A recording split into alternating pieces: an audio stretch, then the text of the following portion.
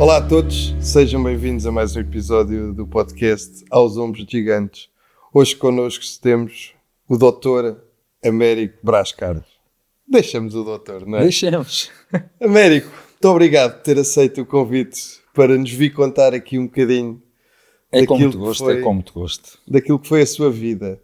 Portanto, nós já falámos aqui um bocadinho antes, mas eu peço desculpa de lhe pedir para repetir, mas de facto há aqui coisas que precisam de ficar imortalizadas, e uma delas, estávamos a falar da sua infância, primeiro até aos 4 anos, enquanto morou na Azambuja, mas depois, que isso foi mais importante, se calhar até as vivências das férias em casa da sua avó, na Arieira. Conte-nos lá. Exatamente. É evidente, aquele período até aos 4 anos eu tenho apenas fogachos de memória. Lembro-me perfeitamente de viver numa casa ali chamada na Horta do Valverde, que já não existe, claro, que ficava mesmo por trás, mesmo junto às traseiras do hospital. O hospital depois foi inaugurado, eu tinha poucos anos e a casa ficava mesmo por trás. Lembro-me disso, de fogachos disso, mas não me lembro de muito mais. Agora, o que acontecia, como o João disse, é que as férias que eu gostava era vir para aqui para a Arieira, para a casa da minha avó. E isso tinha a ver com o tal sentimento de liberdade. Porque eu em Alverca, os meus pais viviam num prédio, o prédio tinha 3 pisos, 2 andares, e aquilo até chegar à liberdade da rua, que era assim que eu entendia a liberdade, naquela altura, na rua, estar livre, tinha que pedir autorização à minha mãe, ela tinha que autorizar, depois descer as escadas, a porta principal do prédio, e só depois é que ia. Ainda por cima, o meu destino era muito, como é que eu ia dizer, muito monocórdico, que era o campo de futebol do Alverca, era ali. Em Zambuja, aqui em casa da minha avó Elisa, uma figura, uma querida, era totalmente diferente. Não pedia autorização à minha avó, era abrir a porta e rua, liberdade total. Os amigos, como eu, ali a Arieira, aquilo era pequeno, eram 6 casas, mas eram casas de pobres, famílias pobres, mas com muitos filhos. E portanto, rapazes da minha idade havia muitos, lembro-me deles todos, e aliás, capricho em pô-los nos meus romances e no que escrevo. Este romance que saiu agora em março, mais uma vez lá aparece o Alfredo, que é o Alfredo Serafim, que tem o restaurante, o Carlitos, a gente chamava-lhe o Carlitos, que hoje trabalha na Câmara, antes disso trabalhava com o pai, como pedreiro, como estucador, etc. Mas o Jerónimo, que trabalhou no Tota, toda essa malta, e aquilo era uma alegria, e depois era um mundo sem fronteiras, sem restrições.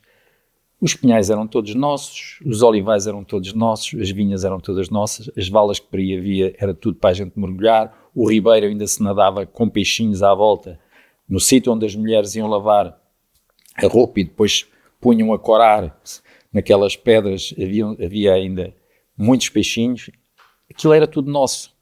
E portanto, eram umas férias com uma liberdade como eu não tinha no sítio onde morava.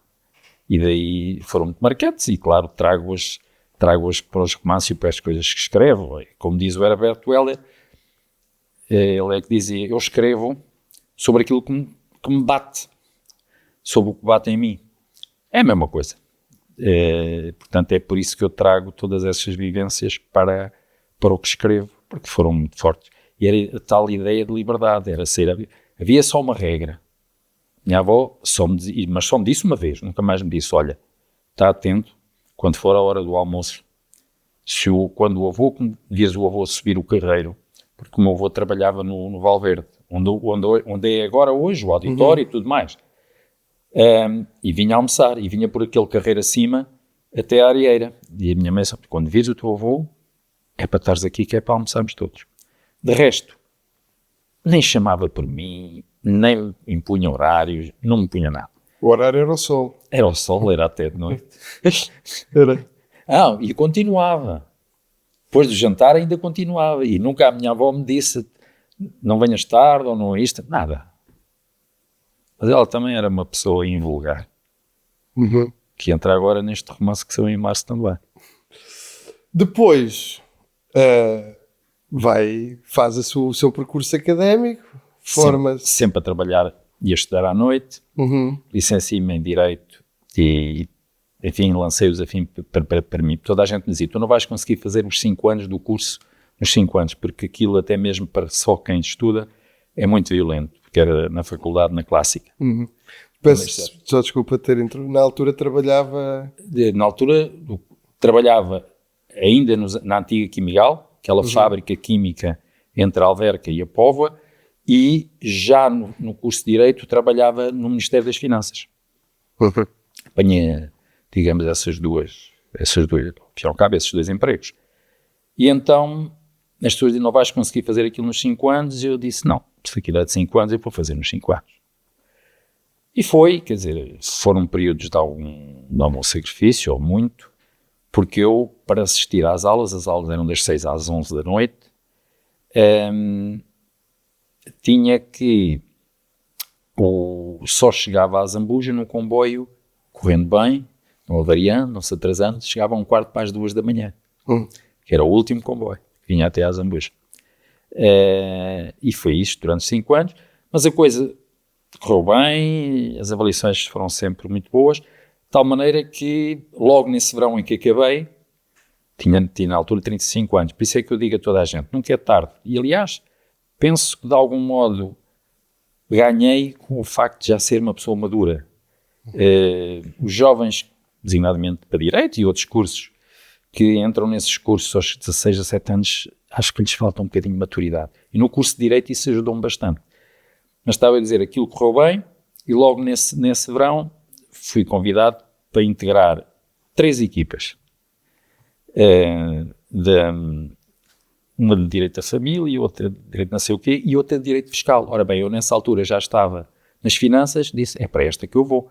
E pronto, estive lá 4 anos, depois, um pouco como se faz hoje aos jogadores de futebol, havia um senhor que dirigia o departamento de gestão do ISCTE, que me propôs um contrato melhor. Quando eu digo propôs-me um contrato melhor, eu seria coordenador de todas as cadeiras de fiscalidade do ISCTE e deixava de ser assistente, como era, e passava a professor. Claro, eu agradecia à Faculdade de Direito de Lisboa, mas passei para o ISCTE, onde me manterei até ao final deste ano, e vocês em primeira mão ficarão a saber que vou deixar de exercer a atividade docente, que venho exercendo agora para executivos, sempre no ISCTE, Universidade ou Instituto Universitário que vestia camisola, mas este ano vai ser o último. Há um tempo para tudo e achei que este ano é que vai ser. Por mais que me peçam para continuar, vou mesmo acabar a atividade docente. Pelo meio, meteu-se muita coisa, porque eu fui sempre trabalhando, nunca fiz só carreira académica. Em todos os sítios aprendi imenso, além da consultoria internacional que fiz para o Banco Mundial, para a União Europeia, para o FMI, para o Departamento do Estado, Departamento do Tesouro dos Estados Unidos da América, fui o coordenador do Conselho Económico e Social, que é, como sabem, onde se faz a concertação social. Eu era o coordenador. É evidente, não fui eu que assinou esse acordo, mas conseguiu-se um acordo para a legislatura. Estamos a falar de 1996 a 2000, portanto, o primeiro governo de António Guterres, um acordo, concertação estratégica para a legislatura, para os 4 anos. E isso foi muito importante para o país, porque ainda hoje, esse período de 4 anos é o período onde há menos horas perdidas por Congresso. Portanto, as confederações patronais e as confederações sindicais puseram-se de acordo no essencial do acordo e chegou-se no acordo, depois fez-se uma cerimónia, editou-se o acordo em livro. Isto para dizer que aprendi muito como coordenador, não que fosse eu, porque eu não ia negociar, quem ia conversar e tentar a concertação e os consensos e o diálogo social era feito entre patrões e sindicatos. Mas eu pertencia àquela estrutura que possibilitava-lhes a eles as melhores condições de debate, e inclusivamente fazíamos, como é que eu ia dizer, documentos, drafts experimentais para cada uma das partes, um bocado naquela ideia, discordam disto, e se for assim, continuam a discordar ou concordam? Um bocado isto. Devo isso também ao Dr. Silva Lopes, ele era o presidente, eu era o coordenador, com quem esse senhor já faleceu, foi governador do Banco de Portugal, foi uma pessoa muito prestigiada, foi ministro das Finanças, foi ministro do Comércio, e aprendi muito com ele. Ele era o presidente, eu era o coordenador, mas, digamos, aí está uma função que não foi de consultoria internacional e com a qual aprendi muito. Quando me reformei, era o Inspetor-Geral da Justiça, que era um cargo que não era fácil, mas acho que saí bem. Agora falou aí que, se bem que não tem a ver uma coisa com a outra, mas falou em greves e podemos já ir aqui para o assunto da greve de 1944. 44, Okay. que está No meu livro. aqui, está no seu livro e está imortalizada também ali no sítio.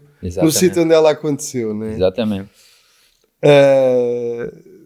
Não a viveu, mas contou-nos como é que aconteceu. Exatamente. Ora bem, para isso foi fundamental. Como disse, por volta de 2000, foi quando eu tive o primeiro, digamos, a primeira iniciativa, o primeiro impulso para escrever aquele livro. Eu percebi que mais ninguém ia escrever aquele livro. Já era tarde, já estávamos em 2000 e aquilo tinha sido em 44, mas disse, vou fazer este livro. Ainda fui à casa do Sr. José Pinheiro, portanto, o pai do Jorginho e da Rita Pinheiro e da esposa. Tivemos ali uma tarde a falar, ele a falar do tempo dele. E, claro, voltei a falar com o meu pai, com a minha mãe, mas depois meteram-se outras urgências profissionais e aquilo ficou em banho-maria. Ficou em banho-maria até 2019, veja bem. Ficou 19 anos em banho-maria.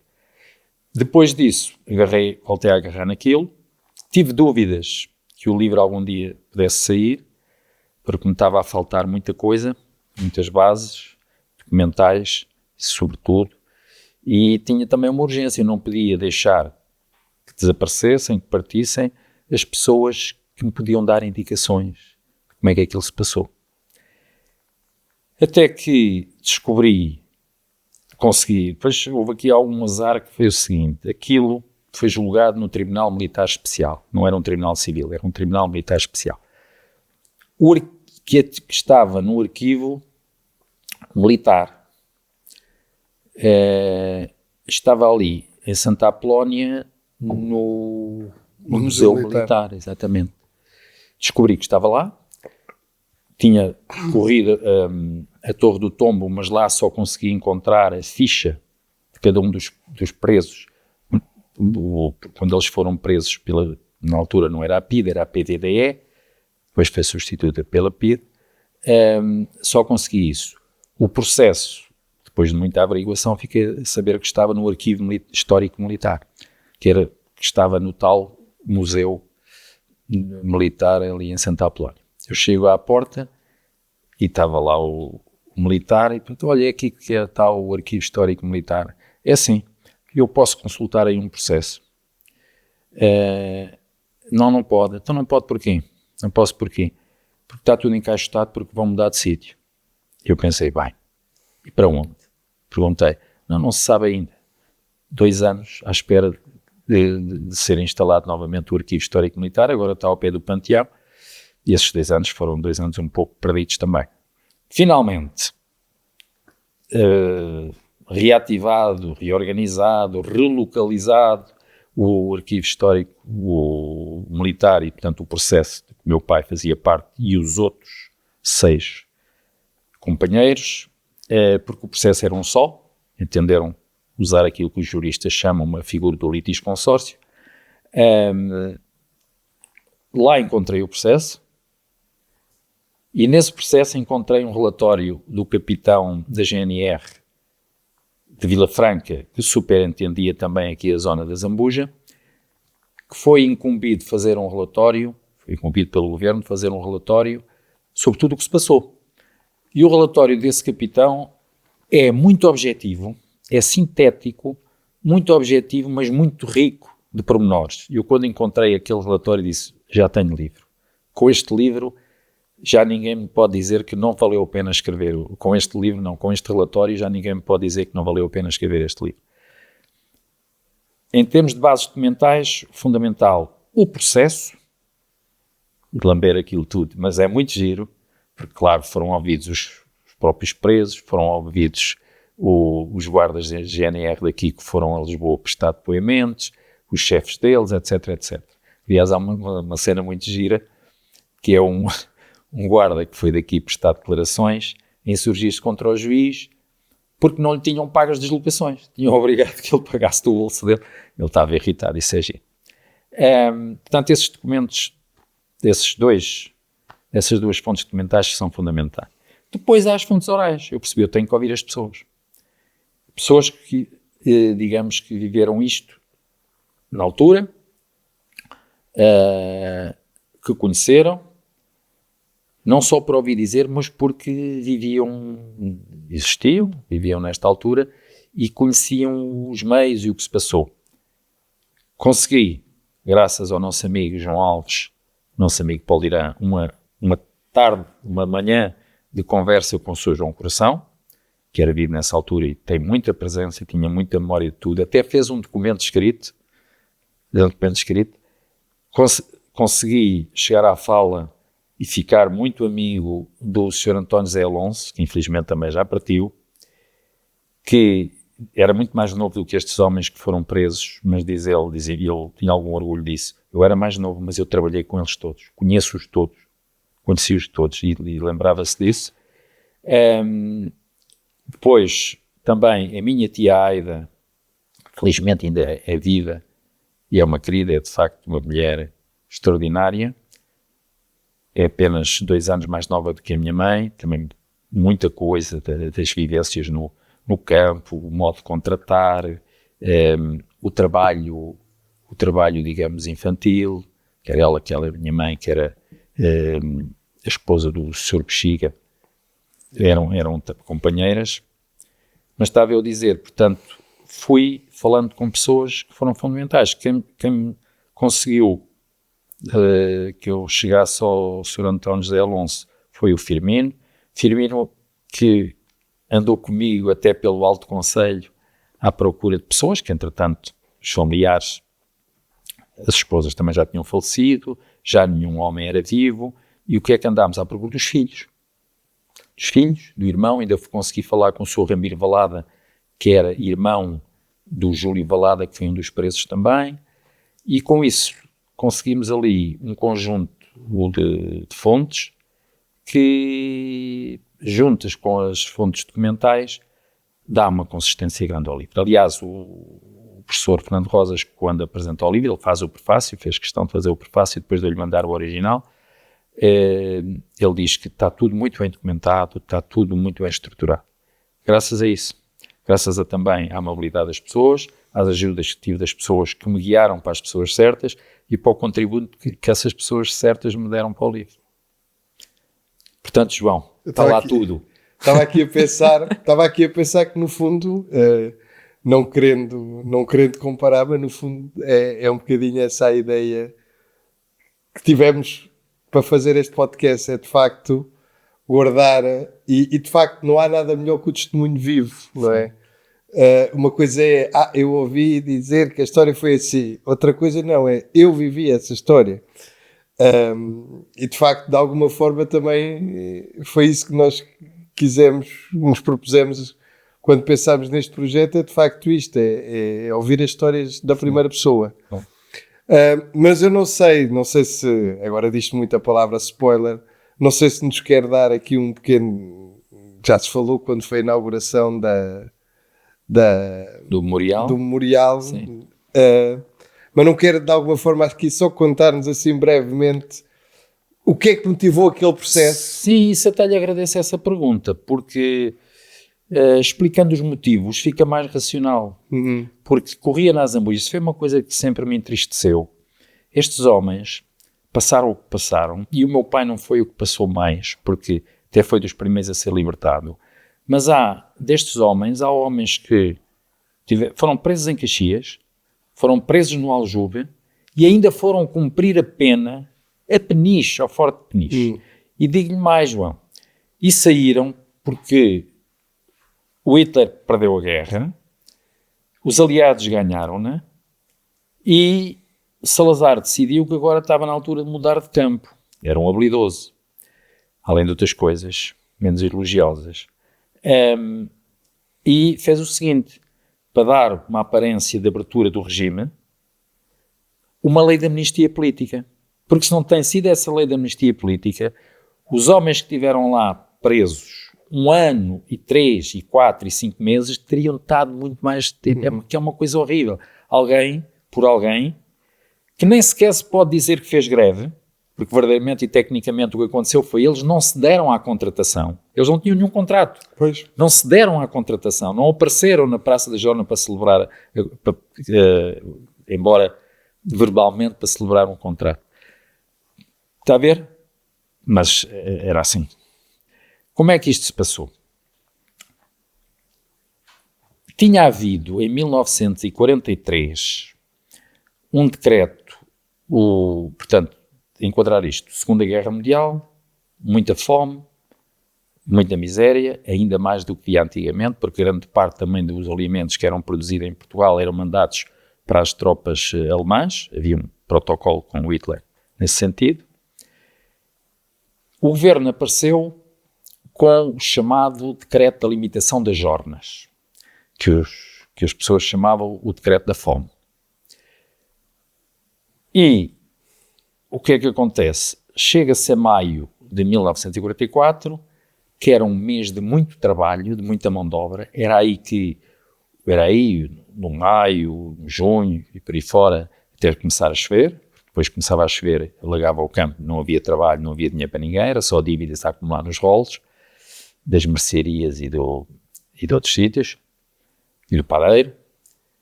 Mas então, maio, o que é que acontece? Há esse decreto, e os homens, que era um decreto que baixava a jorna, o valor do salário, o valor máximo do salário, bastante. Não ando longe destes valores. Imagine, sem a limitação, uma jorna de 19 escudos por dia, passou para 9 escudos por dia. Eu tenho esses dados todos sistematizados no livro, mas era na ordem desta diminuição, muito forte. E também, 15 dias antes de 8 de maio de 1944, o governo sai com um despacho diminuindo a ração de pão para os trabalhadores, porque os trabalhadores braçais tinham uma, digamos, ração de pão aumentada. Foi essa que foi reduzida. E o que é que acontece? O PCP percebe que o terreno era fértil para lançar uma greve, por causa destes dois, digamos, aspectos cumulados, a limitação das jornas e a diminuição da ração de pão. E no final de abril começam a aparecer panfletos a apelar à greve, 8 e 9 de maio. Greve que era para ser da cintura industrial, era para ser industrial e também do campesinato. E foi, mas do ponto de vista da greve do operariado, foi um fracasso. Aliás, o PC, eu tenho esse relatório do Congresso na clandestinidade, claro, do PCP, e eles reconhecem que, do ponto de vista da cintura industrial, foi um fracasso. Mas também dizem que, ao contrário, o campesinato foi, de facto, uma greve que, olha, não encheu só as cadeias. Como as cadeias não davam vazão, encheu a Praça de Torres de Vila Franca e a Praça de Torres do Campo Pequeno. Para fazerem as triagens, para ver se quem é que mandavam para Caxias, para o Aljube, etc. Portanto, do ponto de vista da adesão à greve, o campesinato aderiu em massa. 8 de maio é uma segunda-feira. Segunda-feira era tradicionalmente um sítio onde os homens se concentravam com as suas alfaias e os capatazes apareciam para contratar. Tu vens, tu não vens. Lá negociavam o valor da jornada, as condições, e depois passavam por uma das 6 tabernas que havia ali no Recio. Praça da Jornada principal da Zambuja era do Recio. No pico da estação em que havia do verão, ao fim e ao cabo, de primavera e verão, formava-se muitas vezes também uma praça que era mais para mulheres, da parte de baixo da estação, portanto já a caminho do Esteiro, mas a principal era de facto a Praça da Jornada do Recio. E o que é que acontece? Os homens não aparecem. Os homens não aparecem, mas não ficam em casa. Vão para onde? Estão nas tabernas, havia 6 tabernas, eu tenho digamos um esquema com os nomes, com as ruas e onde é que eram as tabernas, porque ali é que era o seu ponto de convívio, e até porque eles sabiam que também tinha sido lançado o apelo à greve mais para sul, no campesinato da área de Vila Franca, no operariado que apanhava Cimento Tejo, e por aí fora até à Louça de Sacavém, por aí fora, e portanto queriam também saber, porque havia rádios, nas tabernas havia rádios, e eu penso que era por isso que eles também por lá estavam, e era o normal, era ali que eles passavam os seus tempos. O que é que acontece? Os homens não aparecem na Praça da Jornada e concentram-se nas tabernas. O presidente da Câmara, como era sua obrigação legal ao tempo, ele impunha-se-lhe isso, da altura, que foi engraçado, José Augusto Ribeiro Pereira, que tinha sido há pouco tempo, ele que tinha ido substituir um presidente da Câmara, que hoje ainda há um busto de homenagem a ele, que é o Boa Vida Canada. O Boa Vida Canada já não era presidente da Câmara, mas tinha deixado de ser há pouco tempo. Então era este senhor. Este senhor avisou o Governo Civil, os homens não se deram à contratação, estão nas tabernas. O Governo Civil diz, então mandem encerrar as tabernas, mandem a GNR encerrar as tabernas. Que era uma prática que já tinha acontecido no Alentejo, que era a prática de fechar os sítios onde os homens estavam concentrados, com o objetivo de empurrar os homens para a contratação e também de, como é que se dizia antigamente, mais que 2 pessoas é uma multidão, porque devem estar a conspirar, e então fechando o lugar da conspiração, acabava-se a conspiração. Depois recebe-se a ordem, lá vai a GNR fechar as tabernas e tudo corre bem, isto é, sem grandes problemas, até chegarem à taberna do seu Canena, do Manuel Miranda. E está lá um senhor, que é um dos senhores que foi preso, tinha por alcunha Girassol, e ele é António de Oliveira Valada. Acho que é o nome completo dele, mas era conhecido pelo Girassol. E o Girassol, isto é coincidente com digamos, as declarações dos guardas da GNR e com os próprios camponeses. Girassol diz, mas nós somos, qualquer coisa do género, somos algum fardo de palha para estarmos a ser empurrados à coronhada e ao pontapé para fora das tabernas. Há ali uma troca de palavras, há um sopapo aqui, sopapo lá, coronhadas, uma confusão, gera-se a confusão, os homens não se ficam, e o que é que acontece? Os guardas também estavam armados, ainda há uns tiros para o ar,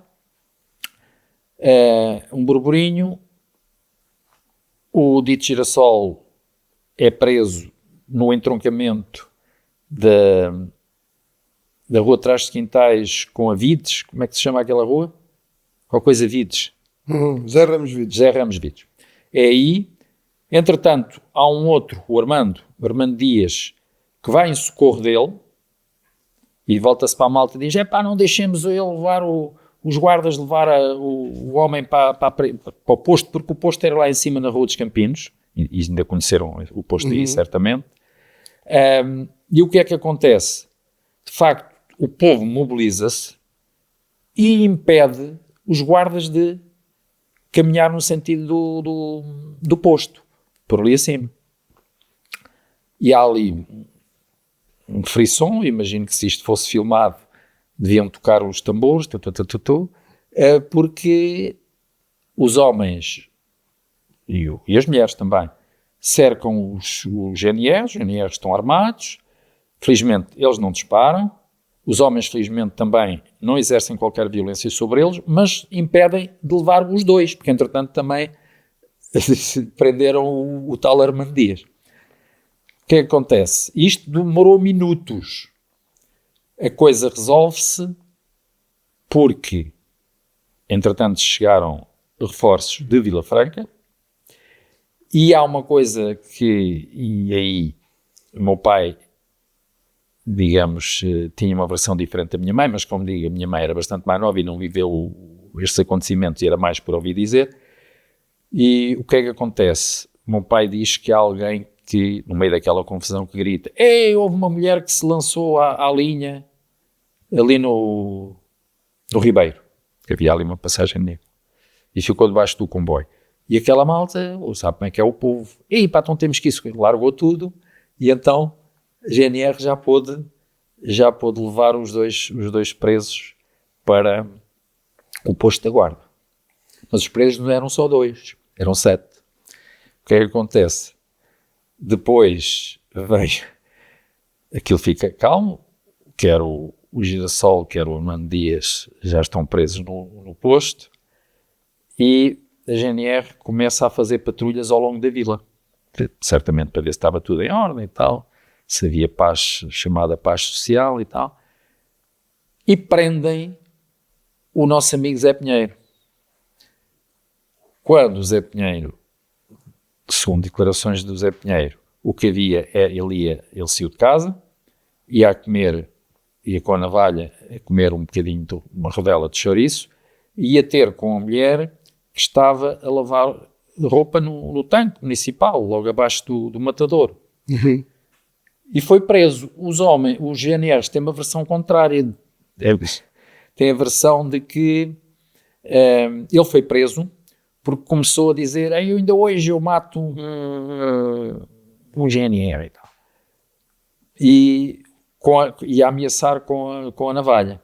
E foi impedido disso, segundo o relatório, segundo as declarações de um dos agentes da GNR, pela família. Ora bem, a família era a esposa e 2 filhos pequenininhos. A Rita era uma menina ainda de berço. E é evidente, é um bocado inverosímil que de facto o Zé Pinheiro tivesse dito isso para uma patrulha de 3 GNRs. Mas pronto, lá vai também o nosso amigo Zé Pinheiro, também preso. Vem a Ramona, leva esses 3, já vamos em 3.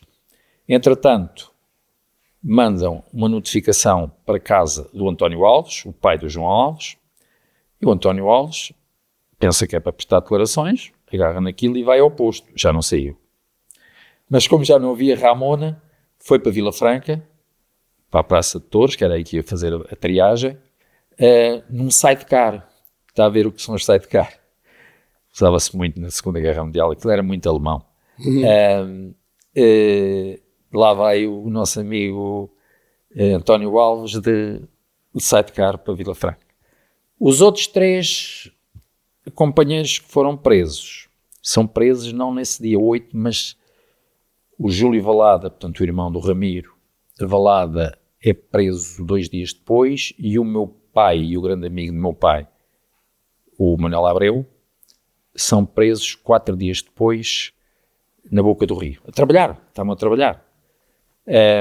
E esses 2, portanto meu pai, o Luís Carlos, e o Manuel Abreu, já com uma acusação suplementar. Porque os outros, a acusação que aparece depois no processo é distúrbios e como é que era? E obstáculo à ação da autoridade, coisas deste género.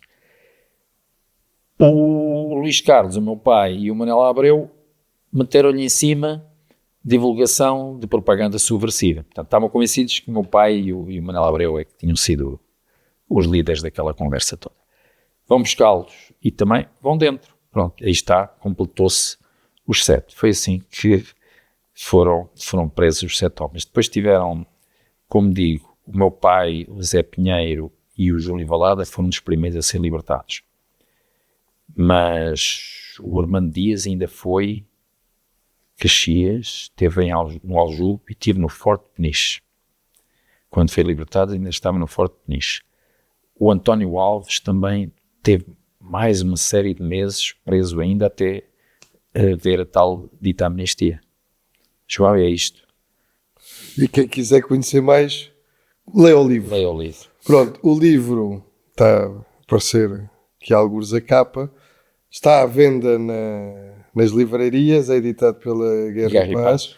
E também, se quiserem, também existem exemplares na Junta de Freguesia. Também, se quiserem, podem adquirir. Américo, depois, agora, portanto, quando estou aí, chegou a voltar novamente a viver em Azambuja. Sim, casei em 1976 e aqui nasceu a minha filha, melhor, nasceu na maternidade, mas sim. Aqui, e sim. E sentia aquelas memórias que tinha, portanto, desde que tinha saído, ou desde que das férias com a sua avó, sentiu a Azambuja igual? Ou aquela imagem idílica de criança desapareceu? Não, há muito, eu vou-lhe dizer uma coisa. Nesse período que eu voltei a viver em Azambuja, foi também o período em que porque eu era para ser engenheiro eletrotécnico, correntes fracas. Isto é engraçado, porque eu ainda entrei para o agora ISEL, Instituto Superior de Engenharia de Lisboa. Mas depois, por voltas que a vida dá e gostos, comecei a embrenhar na literatura e disse, não, eu vou tirar o curso de letras.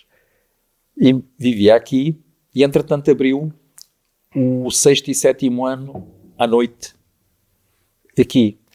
E eu vinha do trabalho, na altura trabalhava em Alverca, mal tinha tempo de ir a casa buscar os livros e fazia a pé o trajeto até à escola secundária. E para isso passava a Arieira. Pois. E não tenha dúvidas, as memórias todas da Arieira acompanhavam-me todos os dias 2 vezes, a vez que ia para lá e a vez que vinha de lá. Portanto, sim, essas memórias nunca vão morrer comigo, porque felizmente tenho boa memória e olha, vou pondo os bocadinhos nos romances que escrevo, nesse também tem coisas dessas memórias. Mas eu quando dizia memórias era mais, sabe que a gente às vezes, quando é pequenos, tudo nos parece gigantesco, não é? E às vezes depois, quando revivemos os espaços com outra idade, isto também parecia-me um mundo a perder de vista e afinal era só daqui até ali ao Valverde. João, isso é tal e qual como diz. Agora, é verdade, nós crescemos e as coisas parecem mais pequenas do que nos pareceu quando nós éramos pequenos. Isso é verdade, sim. Porque ao fim e ao cabo a Arieira era como eu digo, era meia dúzia de casas e aliás vê-se a área que preenchia. Mas em termos de peso, isso era digamos do tamanho. Isso. O tamanho, agora em termos de peso, é um peso que me há de acompanhar até ao fim. Agora, isso é verdade. Era. Agora, a divergência cresce e portanto o que está à tua volta mantém-se na medida e portanto vai-te parecer mais pequeno, isso é mesmo assim. Aqui no fundo o limite era o olhar, não é? Mas era mesmo, era o que eu digo, os pinhais eram todos nossos, os olivais, aliás era engraçado.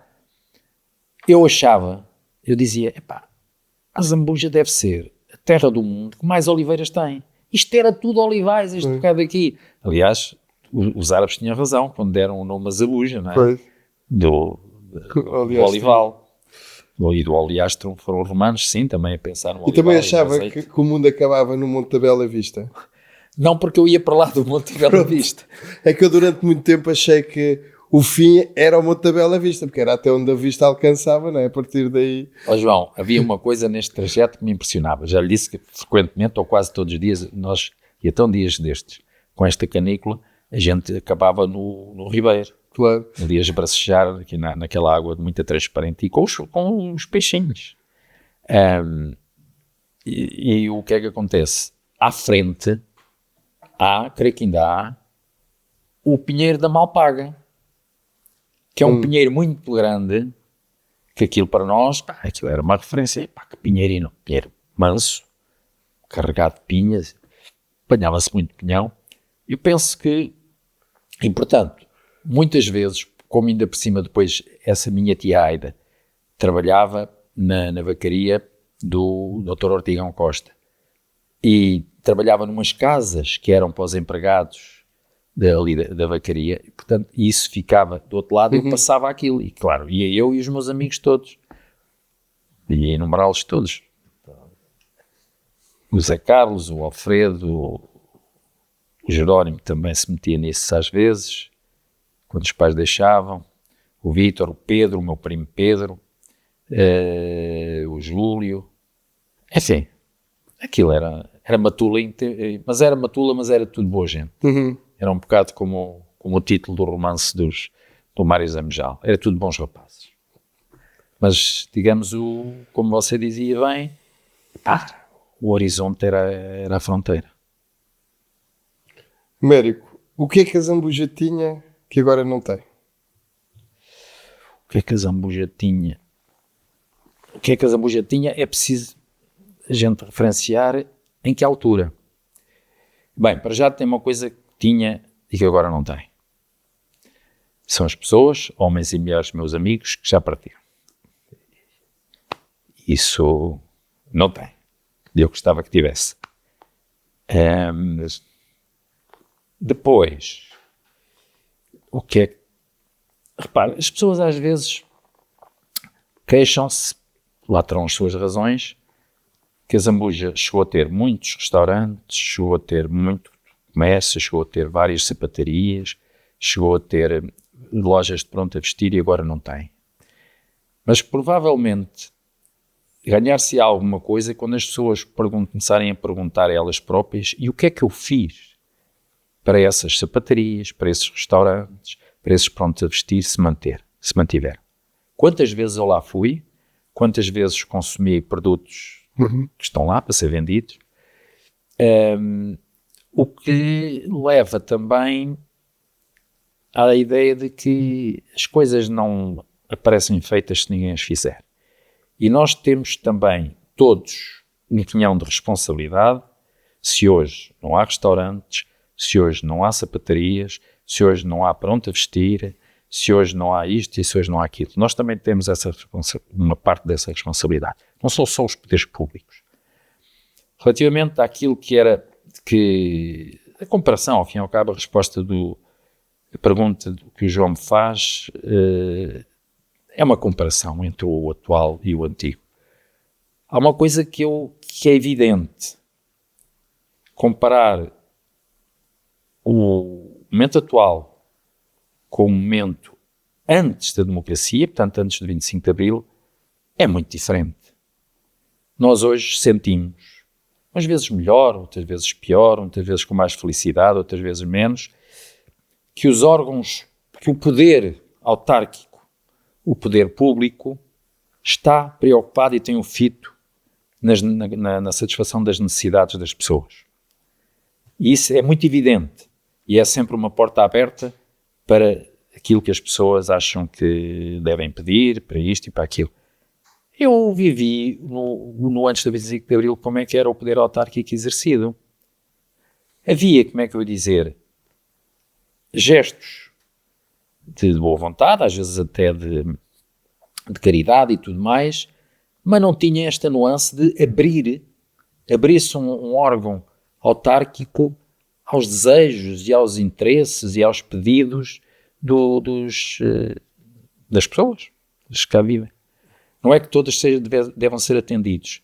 Agora, isso é uma diferença grande. Mas havia assim uma espécie de uma aura, não é assim? Pois, isso era outra coisa. Para se chegar lá, aliás, tinha que se ir ao beijamão e tal, e não eram todos que lá chegavam. É totalmente diferente, quer dizer. Olha, e do que é que tens saudades da Zambuja? Já falou aí das pessoas? Sim. Do que é que eu tenho saudades? Eu tenho saudades de mim. e ser mais novo e ter saúde para gozar, para desfrutar da Zambuja. As pessoas são em regra boas. Eu não tenho mal a dizer das pessoas, olha. E a minha paixão para a Zambuja também se traduz factualmente no seguinte. Eu, em 1976, casei e voltei para a Zambuja. Verdadeiramente, eu nunca tinha vivido, no sentido de viver, 24 horas por dia em Zambuja, excepcionando os 4 primeiros anos de idade, de que já há pouco me lembro. E o que é que acontece? Logo aí, eu senti gosto, não foi por obrigação, ninguém me empurrou, em participar na vida associativa da vila. No ano a seguir, entrei para a direção do desportivo. Depois, mais tarde, porque também comecei a estudar, tanto na Faculdade de Direito e todos os dias para Lisboa e isso tudo, ficou mais difícil. Durante muitos anos fui também presidente da mesa da Assembleia do Desportivo. Mas tudo o que eu via,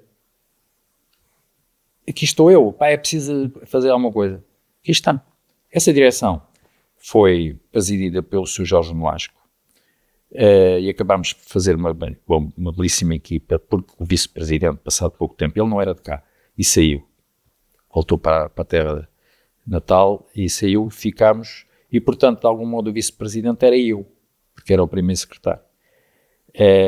O tesoureiro era o Sr. Luís Comédias Mota, que tinha aquela farmácia e depois tinha 2 papelarias, não sei se lembra. Camilo. E o João Alves também era um vogal e o Zé Carlos Serafim também era o outro secretário. Isto para dizer, meti-me logo no desportivo. Porque também havia uma ligação, é que eu já tinha jogado a bola no desportivo. Aliás, é outra ligação à Zambuja. O meu primeiro emprego foi na Sual. Eu tiro o curso de montador eletricista e logo nesse verão vou trabalhar para o laboratório da Sual. E eu era suposto jogar no Alverca. Mas o que é que acontece? Os turnos no laboratório, naquela campanha, prolongaram-se até final de outubro. E os turnos eram muito diferentes dos outros. A maior parte das vezes nem tinha só 8 horas de intervalo. E os treinos do desportivo começaram. Eu disse, pá, se eu não... porque eu, entretanto, eu fiquei aqui a viver em casa da minha tia Aida. Não ia todos os dias e vinha para a Alverca, porque isso então, com aqueles turnos seria completamente impossível. Abriu o tempo para os júniores do desportivo e pronto. Em vez de voltar para o Alverca, joguei no desportivo. Depois aqui fiquei, comecei a namorar, joguei nos séniores, nisso tudo. Joguei uma série de anos. Portanto, havia essa ligação ao desportivo. Mas depois, quando foi para a abertura da Cerci, para onde a Ana Maria depois também foi trabalhar, para se comprar aquele terreno inicial da Cerci, que é para lá das piscinas, fizeram-se muitos bailaricos. Sexta-feira, eu não imagino quantas centenas de minis e bifanas eu não servi naqueles bailes. Normalmente fazia equipa com um senhor que felizmente ainda é vivo, que é o António Carlos, irmão do Francisco, que estava na Galp, que ainda toca numa daquelas bandas do...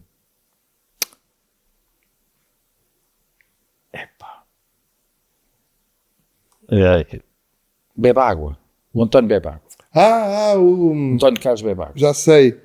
O Pilha Galinhas. Sim, dessas bandas do Miguel Ouro. Do Miguel Ouro, exatamente. Pronto. E então, eu lembro-me muito bem, nós fazíamos equipa ali ao balcão, era lá embaixo, havia ali uma coisa onde se permitia fazer bailes e tudo mais, onde é hoje, onde deve ser hoje o redondel da Praça de Torres. Por essa Portanto, é importante as pessoas terem essa vontade e esta ideia. As coisas não aparecem feitas se ninguém as fizer. E, portanto, integrar-se nas coletividades é muito importante. Última pergunta. Que conselho deixa ao Zamujense da manhã? Olhe, na sequência disto que eu disse, intervenham na vida social da Zambuja. Intervenham, quer dizer, porque tirem um bocadinho do vosso às vezes, do vosso tempo às vezes mal gasto. e até um bocado entediante, às vezes à frente da televisão, porque se queremos as coisas, temos que dar o nosso contributo para que elas se alcancem. Muito bem. Mérico, muito obrigado. Foi uma conversa absolutamente extraordinária. Agradeço-lhe muito. Eu é que agradeço o convite. E olha, tem aqui um presente que nós estamos a oferecer. Uma Muito obrigado. caixinha dos Zambujitos, as Muito bolachas com sabor a tomate que a nossa junta promove. Creio que vai ser muito útil. Pronto. A sério. Fica aí com um docinho. Para quebrar o jejum. Muito bem. Quanto a vós, agradeço o facto de ter assistido a este episódio. Não se esqueçam, subscrevam o canal e vemo-nos próxima quinta-feira às 19h. Muito obrigado.